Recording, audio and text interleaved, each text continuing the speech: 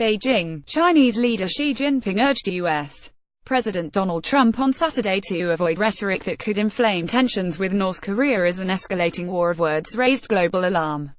Xi made the plea in a phone call hours after Trump ramped up his warnings to Pyongyang, saying the Stalinist regime would truly regret taking hostile action against the United States. The White House said in a statement that the two leaders agreed North Korea must stop provocative and escalatory behavior and that they are both committed to the denuclearization of the peninsula. But the Chinese Foreign Ministry said Xi urged Trump to avoid words and deeds that would exacerbate the already tense situation, exercise restraint and seek a political settlement. Trump has been engaged all week in verbal sparring with the North over its weapons and missile programs. U.S. media reported Pyongyang has successfully miniaturized a nuclear warhead.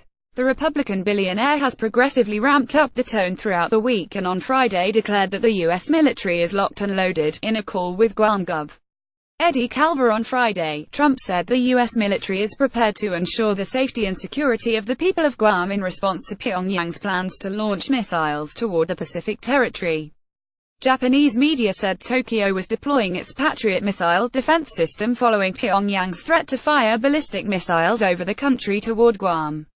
In another move that could further fan the flames, satellite photos posted by defense expert Joseph Bermudez suggested that North Korea could be preparing for fresh submarine-based ballistic missile tests. Trump had earlier brandished a threat of unleashing fire and fury on Pyongyang, then noted Thursday may be that statement wasn't tough enough. On Friday, the president said the military was locked and loaded, should North Korea act unwisely. China, North Korea's biggest ally and trade partner, has been voicing concern at the angry exchanges, and a state-run newspaper suggested that Beijing should stay neutral if Pyongyang struck the U.S. first. Previously accused by Trump of not doing enough to rein in the authoritarian regime, China voted in favor of a series of wide-sweeping UN Security Council sanctions against North Korea last weekend.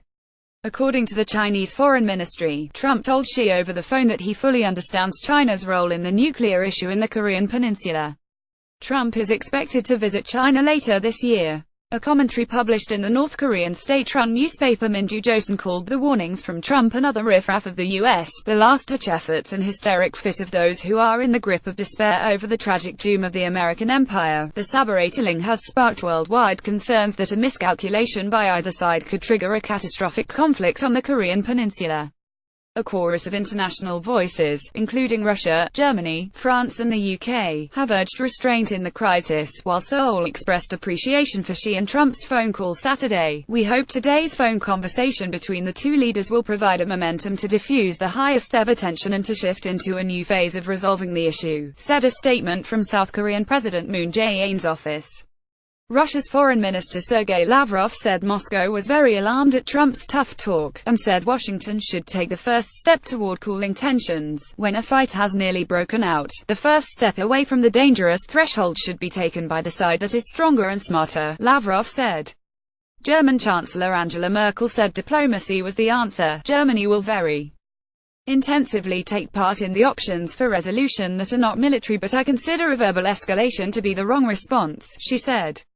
French President Emmanuel Macron echoed her call for talks, saying the international community needed to work to get Pyongyang to resume the path of dialogue without conditions. Meanwhile, British Foreign Secretary Boris Johnson blamed Pyongyang for the standoff, saying on Twitter that the North Korean regime is the cause of this problem and they must fix it. Nearly a week ago, the UN Security Council unanimously passed fresh sanctions against Pyongyang over its weapons program, including export bans, a new punishment that could cost North Korea $1 billion a year. This is clearly a time for all the parties to focus on how to de-escalate and lower the tensions, said the spokesman for UN Secretary-General Antonio Guterres.